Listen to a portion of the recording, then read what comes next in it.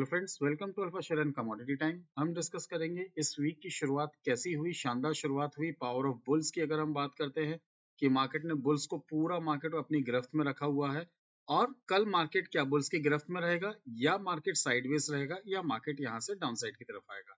शुरुआत करते हैं बैंक निफ्टी की। तो बैंक निफ्टी में देखिए कल का जो हमारा हाई था, जो प्रीवियस डे का हाई होता है, हम कहीं ना कहीं इसको मार्क करके रखते हैं अपने साथ। अगर आप देखें तो आज एक गैप अप ओपन दिया बैंक निफ्टी ने। गैप अप ओपन देने के बाद किस लेवल के आसपास आया? 47,864। यहाँ से गैप अप ओपन देने के बाद वो एकदम से ऊपर गया, यानी आप ये कह सकते हैं 9:30 बजे तक मार्केट ने एकदम से बूम दे दिया, मार्केट ऊपर ही जाता गया। और फिर वहां तक तो फिलहाल कोई एंट्री अगर किसी की नहीं हुई हो तो उसके बाद मार्केट ने आपको री एंट्री का मौका दिया। कैसे दिया री एंट्री का मौका?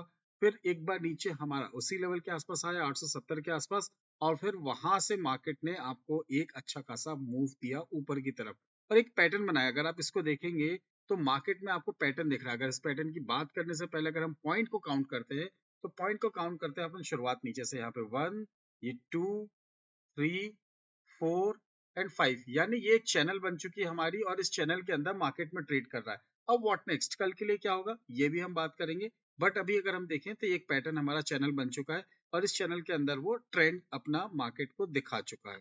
निफ्टी की बात करते हैं।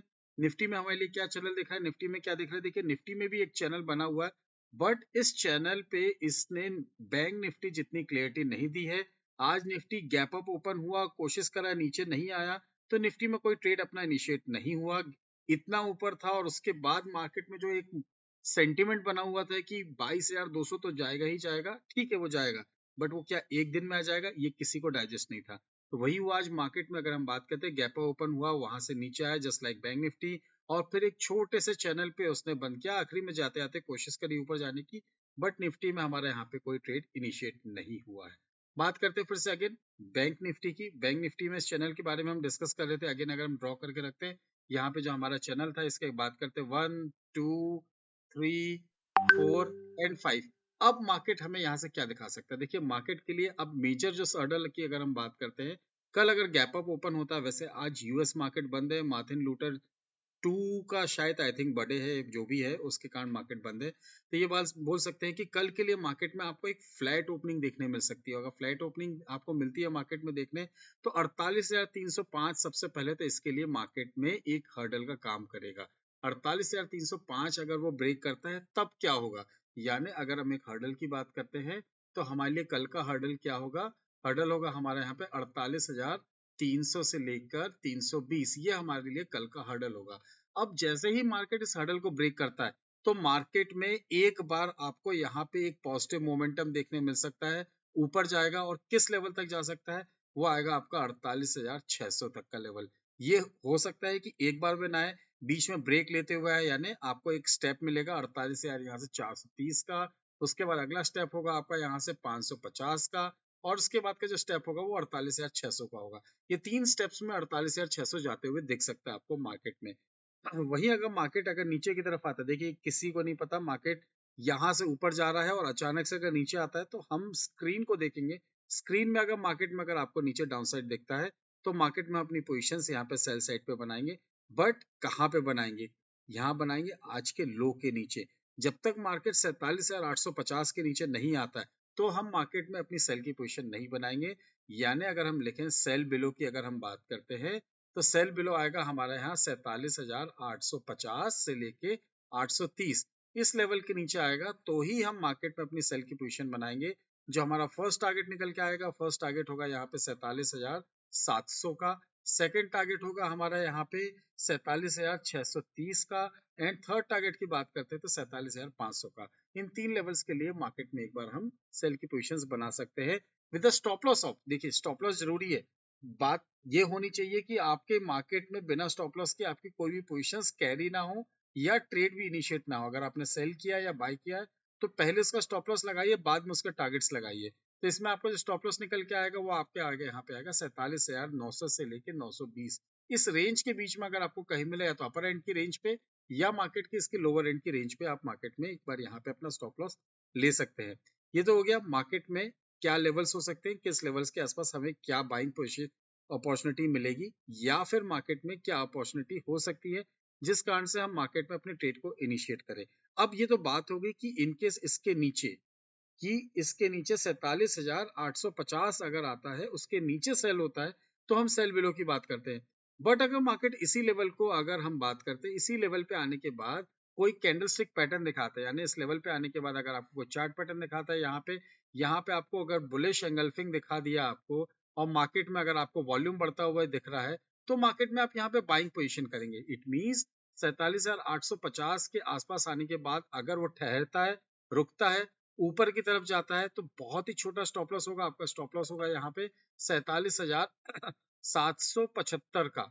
इसके स्टॉप लॉस के साथ अगर आप यहाँ पे करेंगे तो आपको जो टारगेट निकल के आएगा वो 48,000 का पहला टारगेट होगा।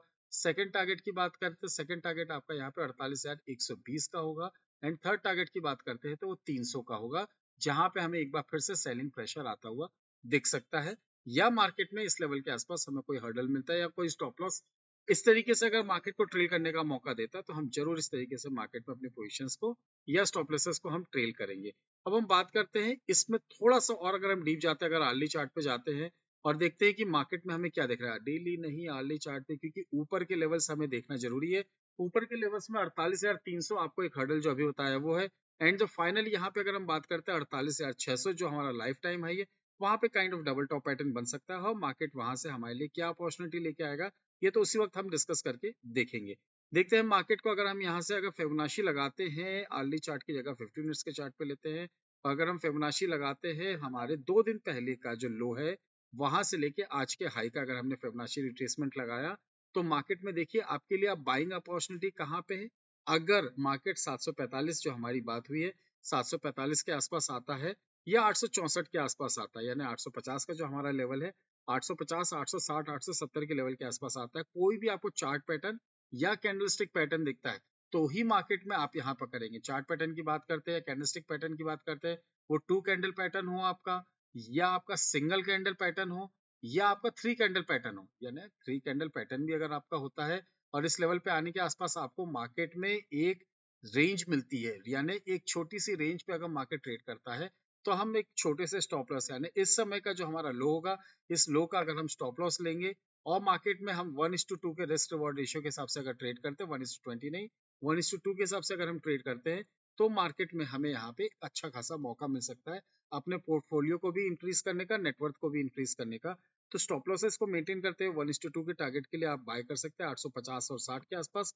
जो आपका टारगेट निकल के आएगा वो 48,000, और उसके ऊपर अगर हम बात करते हैं 48,150 के लेवल के लिए मार्केट में आप यहाँ पे अपनी पोजीशंस बना सकते हैं।